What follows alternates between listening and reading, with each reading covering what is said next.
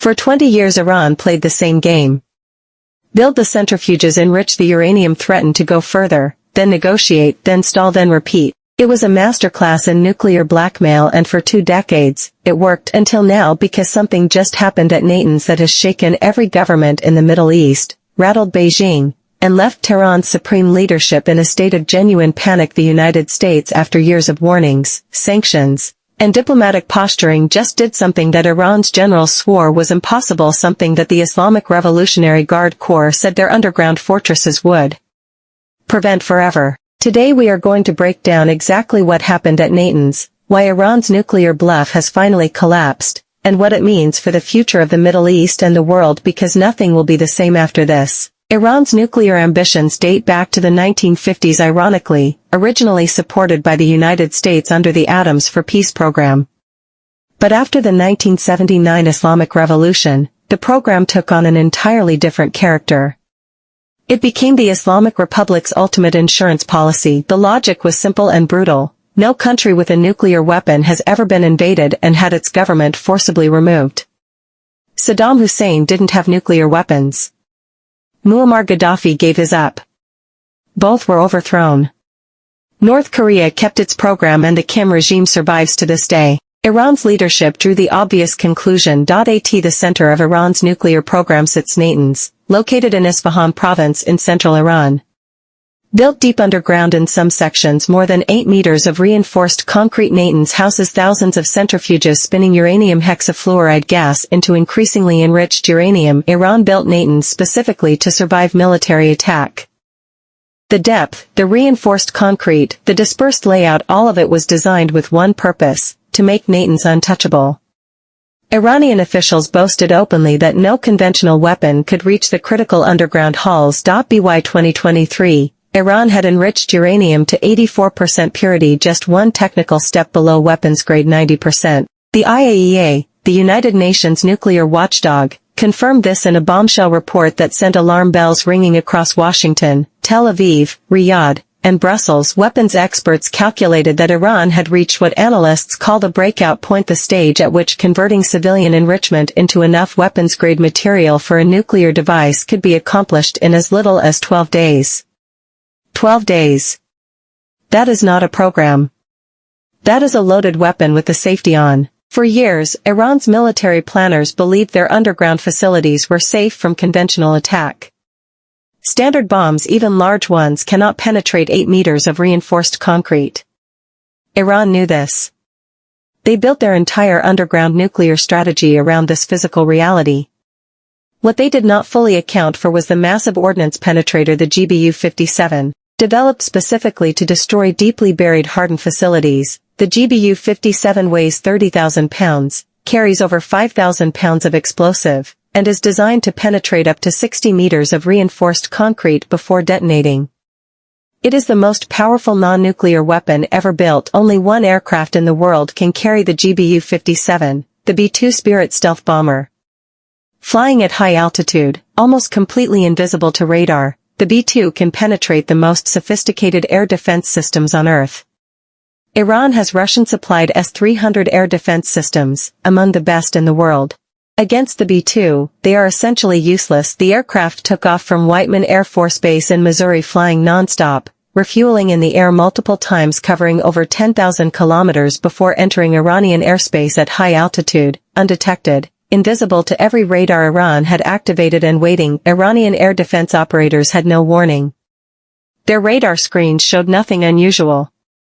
The S-300 batteries were active, the operators alert, the systems fully operational. And then, without any prior detection, a series of massive explosions tore through the earth above Natanz's primary underground enrichment hall. Multiple GBU-57s, released in precise sequence to exploit the crater of each preceding impact, drove deep into the facility. The explosions triggered secondary blasts inside the underground hall's centrifuges destroyed, electrical systems shorted, ventilation infrastructure collapsed. Seismic monitors across the region registered the strikes as small earthquakes. But the physical bombing was only one layer of the operation.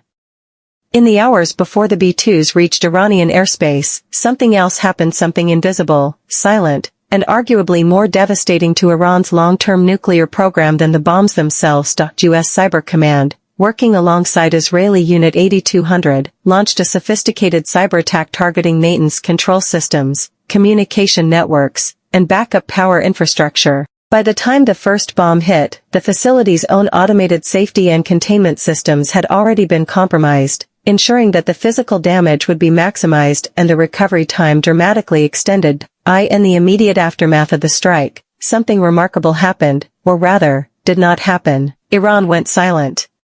There were no press conferences from the supreme leader. No emergency session of the Revolutionary Guard broadcast on state television. No massed crowds chanting death to America in the streets of Tehran. That silence was itself the most eloquent statement possible. Because Iran had spent 20 years telling its own people and the world that its nuclear facilities were invincible. That America wouldn't dare. That the underground bunkers were impenetrable. The silence was the sound of that entire narrative collapsing. For years, Iranian generals had publicly promised massive retaliation for any attack on nuclear infrastructure. They promised to close the Strait of Hormuz. They promised to strike U.S. bases across the region. They promised to unleash Hezbollah on Israel, the Houthis across the Red Sea, and Iranian-backed militias across Iraq and Syria simultaneously. The actual response was a carefully worded statement from the Iranian Foreign Ministry, diplomatically calibrated, notably short on specifics, conspicuously free of the usual apocalyptic language. A few rockets were fired from Iranian proxy positions in Syria toward U.S. outposts, rockets that were intercepted before reaching their targets. And then, quiet. Here is the strategic reality that Iran's leadership faced in those silent hours. Every path to serious military retaliation led somewhere worse. Closing the Strait of Hormuz would trigger immediate U.S. naval action and devastate Iran's own oil exports, its primary source of government revenue. Striking U.S. bases directly would invite a conventional military response that Iran's degraded air force and navy could not survive. Activating Hezbollah for a major attack on Israel would trigger a full Israeli military response, potentially supported by the United States, and after years of Israeli strikes inside Lebanon, Hezbollah's arsenal and infrastructure are already severely degraded. Iran found itself in a box of its own making. Every tool of retaliation came with a cost higher than the strike itself. In Tel Aviv and Jerusalem, the reaction was a mixture of relief and vindication that Israeli officials were careful not to make too public. Israel has lived under the shadow of Iran's nuclear program for 3 decades.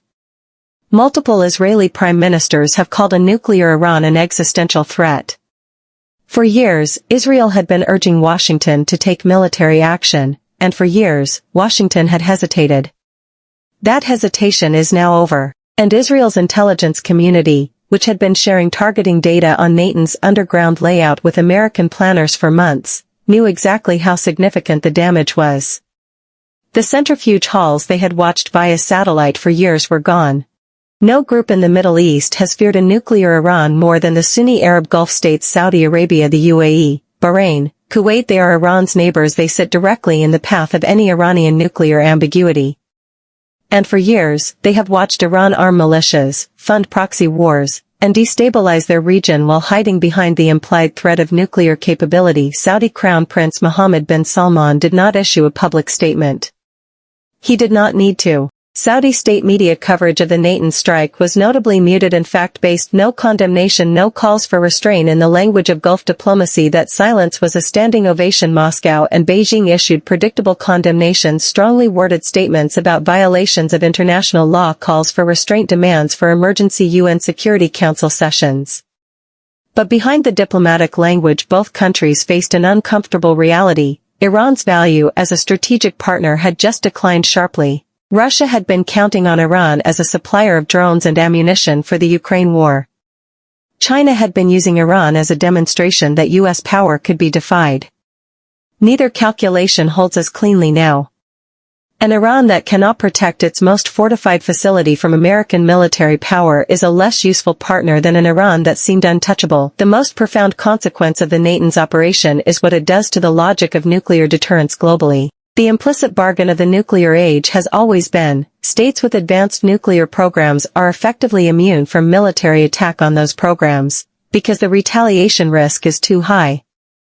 Iran had been operating on exactly this assumption. That assumption has now been empirically tested, and failed. The United States demonstrated that it can strike the most hardened nuclear facility in the world, absorb Iran's retaliation attempts, and suffer no meaningful military response. The Middle East that exists after Natanz is different from the one that existed before it. The rules of nuclear deterrence have been rewritten. Iran's strategic position has been fundamentally altered, and the countries that share a region with the Islamic Republic, Israel, Saudi Arabia, the Gulf states, are recalibrating in real time whether Iran comes to the table, retreats deeper underground, or faces something more fundamental internally. The one thing that is certain is this: the era of Iran's untouchable nuclear program is over. The bluff was called, and the world will never look at it the same way again.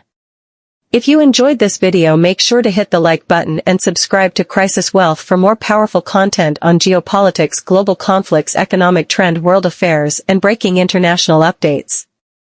Also follow us on Facebook for daily updates, exclusive news, and real-time geopolitical discussions. Thank you for your support and for being part of the Crisis Wealth community.